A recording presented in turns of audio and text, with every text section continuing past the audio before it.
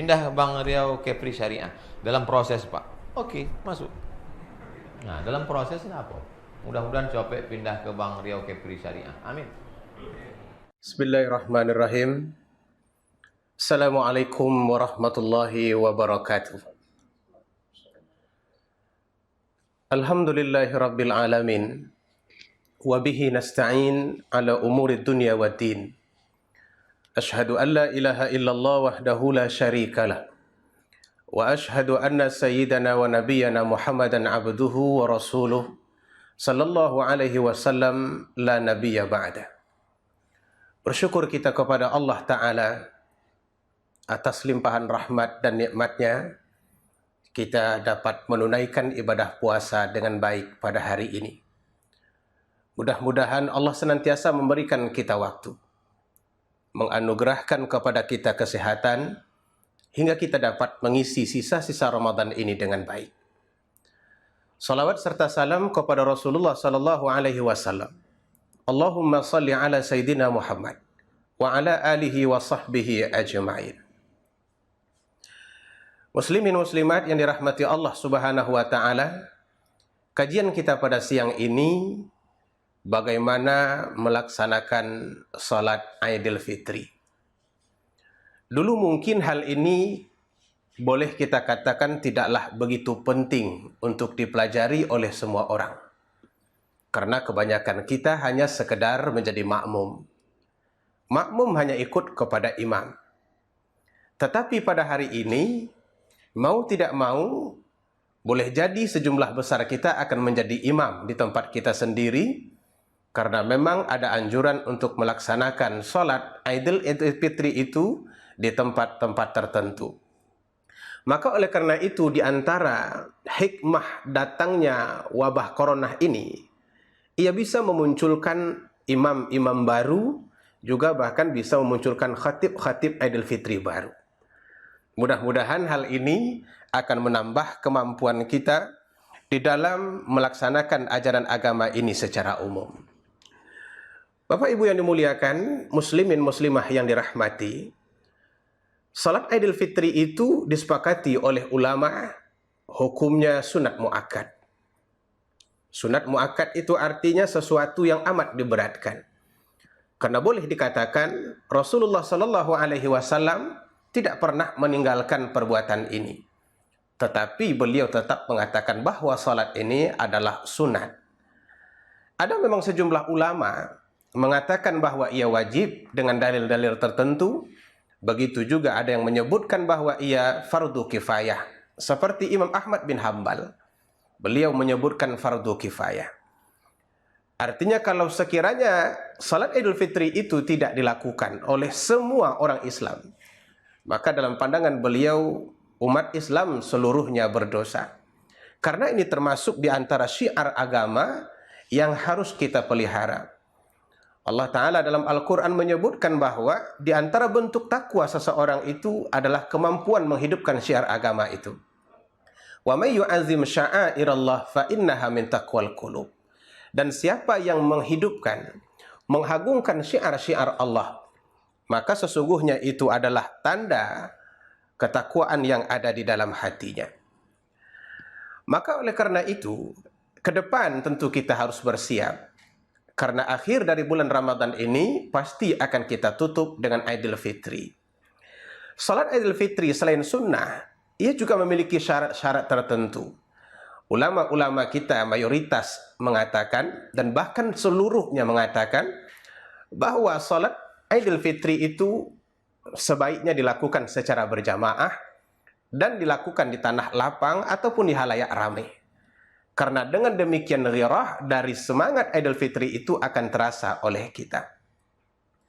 Namun walaupun begitu, ini tidaklah menutup ruang apabila terjadi satu kondisi di mana ketika berkumpul itu tidak bisa dilaksanakan, maka salat Aidil Fitri boleh dilakukan dalam komunitas-komunitas kecil dan bahkan boleh dilaksanakan secara sendiri. Begitu pandangan ulama-ulama Syafi'iyah terutama dan ulama-ulama yang lain yang sependapat dengannya. Nah, muslimin muslimat yang dimuliakan, tentu untuk melaksanakannya dalam komunitas kecil atau melaksanakannya secara pribadi, ini memerlukan penjelasan lanjut. Bagaimana cara dan apa yang harus kita lakukan di dalam sholat Idul Fitri itu? Walaupun kita sudah selalu mengikutinya setiap tahun, tetapi ketika kita melaksanakan sendiri, tentu itu membutuhkan keyakinan dan membutuhkan pengetahuan yang lengkap. Maka oleh karena itu, bila kita lihat tata caranya, yang pertama yang kita harus pahami, bahwa sholat Idul Fitri sama seperti sholat sunat biasa, yaitu 2 rakaat yang dilaksanakan pada waktu duha. Hanya perbedaannya di dalam sholat Idul Fitri ada takbir tambahan, yaitu 7 kali pada rakaat yang pertama dan 5 kali pada rakaat yang kedua. Kalau kita urutkan secara runtun, maka bisa kita sampaikan yang pertama yang harus kita lakukan ketika melaksanakan sholat Idul Fitri itu, banyakkan takbir sebelum menunaikan ibadah sholat Idul Fitri. Takbir, tahmid, tahlil, sebagaimana takbir yang selalu kita dengar dari setiap datangnya Idul Fitri. Allahu Akbar, Allahu Akbar, Allahu Akbar. La ilaha illallah wallahu akbar. Allahu Akbar walillahil hamd. Ucapan ini dianjurkan oleh Nabi SAW untuk diucapkan oleh orang-orang yang berada di Idul Fitri, baik ketika kita berada di jalan, ketika kita berada di pasar, di masjid, di tempat sholat, dan dimanapun kita berada. Maka disunnahkan pada hari itu untuk memperbanyak pengucapan takbir. Yang kedua, sholat Idul Fitri tidak didahului dengan iqamah sebagaimana sholat biasa yang kita lakukan. Yang ada cuma sekadar pemberitahuan bahwa sholat itu akan dilaksanakan.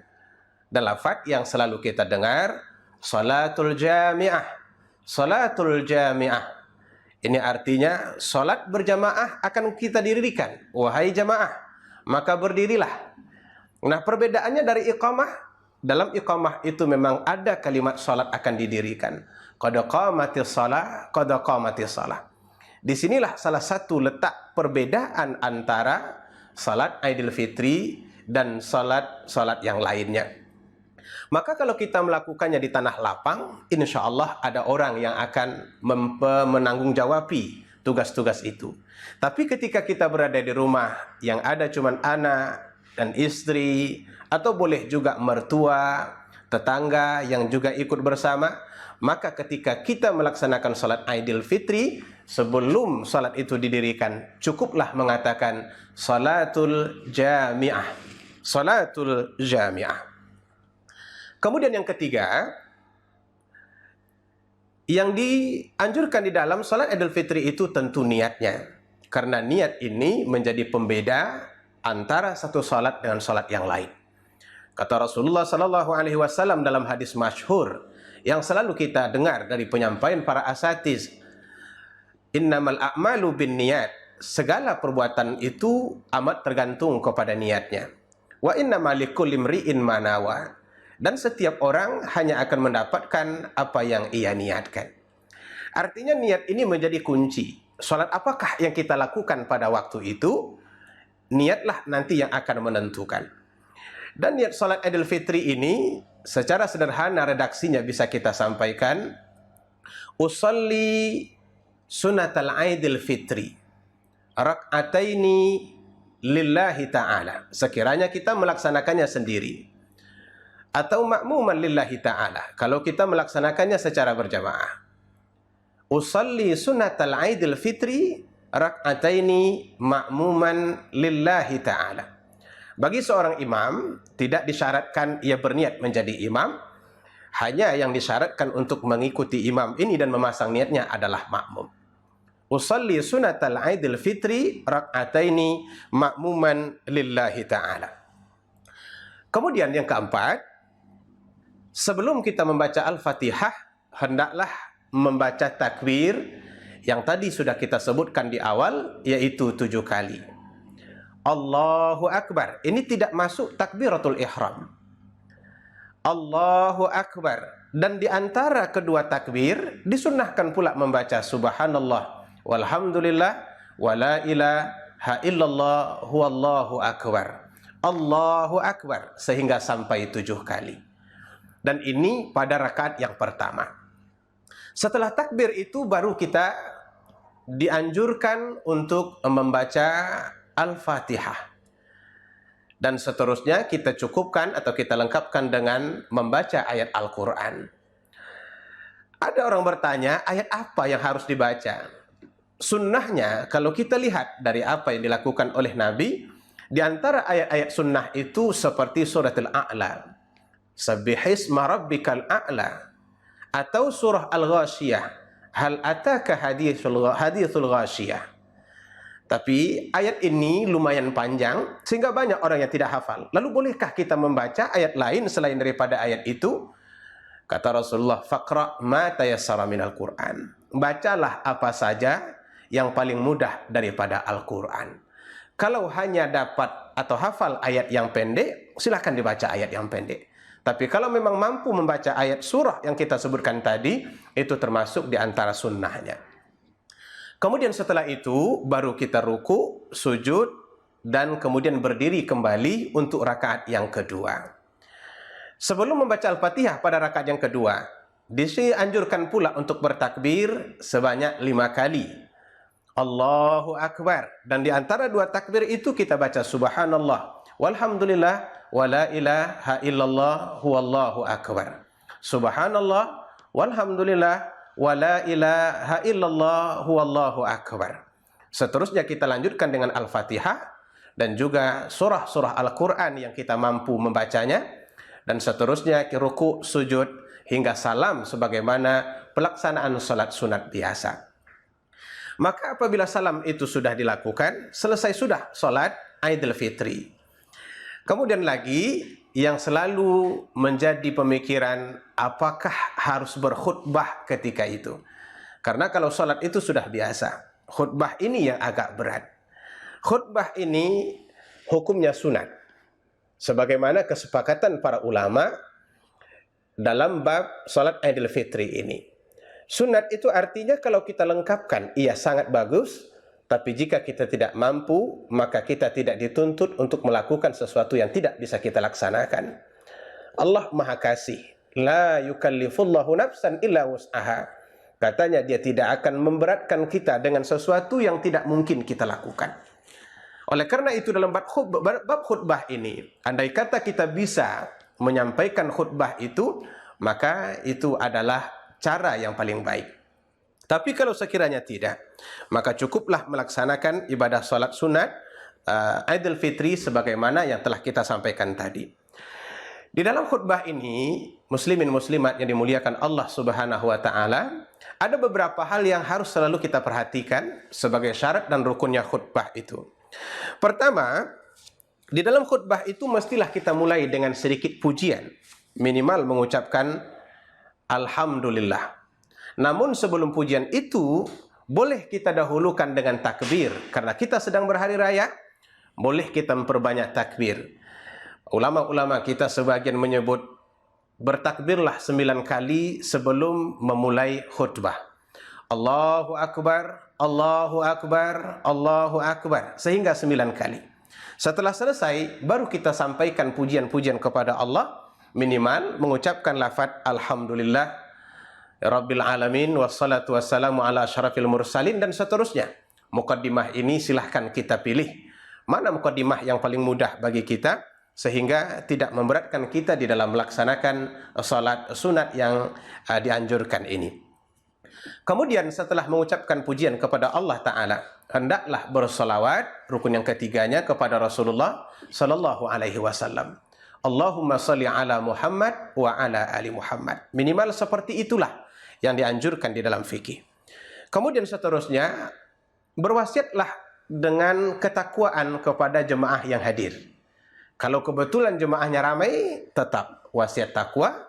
Atau jemaahnya istri, anak, keluarga, tetangga, orang tua, wasiat bertakwa juga tetap ada di dalam syarat salat khutbah Idul Fitri itu.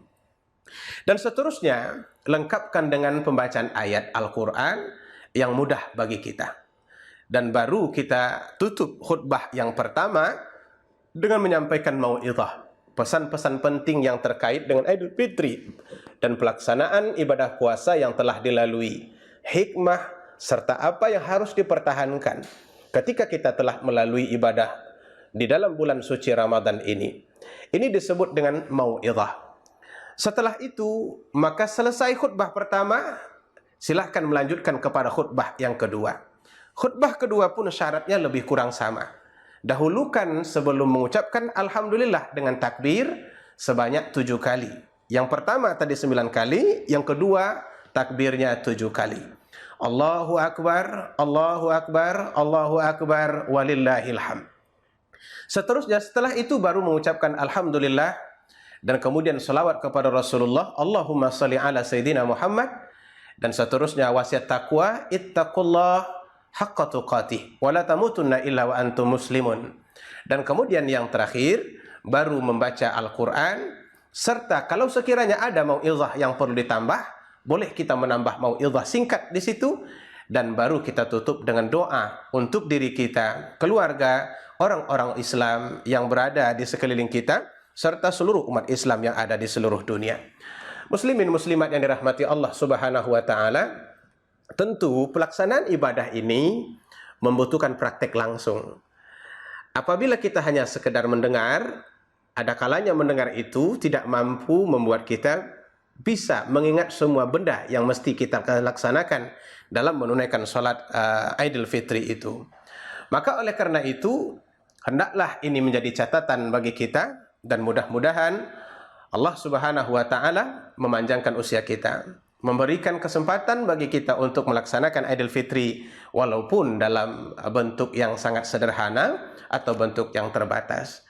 Terakhir sekali, ada orang bertanya, bolehkah kita melaksanakannya tanpa khutbah sama sekali? Ulama-ulama kita, terutama di Indonesia, melalui Majelis Ulama Indonesia atau MUI, telah mengeluarkan beberapa fatwa terkait dengan itu. Di antaranya, orang yang melaksanakan ibadah salat Idul Fitri ini secara berjamaah, minimal bisa dilaksanakan apabila anggota atau jamaah itu berjumlah 4 orang, yaitu 1 imam dan 3 makmum. Imam merangkap sekaligus sebagai khatib. Dan apabila kurang daripada itu, maka tidak dianjurkan untuk melaksanakannya secara berjamaah. Karena syarat jamaah itu dalam bahasanya adalah ramai. Dan jika sekiranya memang tidak mungkin untuk berjamaah, atau di situ tidak ada orang yang mampu berkhutbah, maka bolehlah kita melaksanakan Idul Fitri tanpa khutbah, dan kita tutup dengan doa-doa biasa. Muslimin muslimat yang dirahmati Allah Subhanahu wa taala, di penghujung bulan suci Ramadan ini, mari sama-sama kita isi kesempatan yang masih Allah berikan kepada kita dengan baik. Mudah-mudahan dengan situasi ini Allah tetap sampaikan kita kepada hari kemenangan, hari Idul Fitri. Billahi taufik wal hidayah. Wassalamualaikum warahmatullahi wabarakatuh.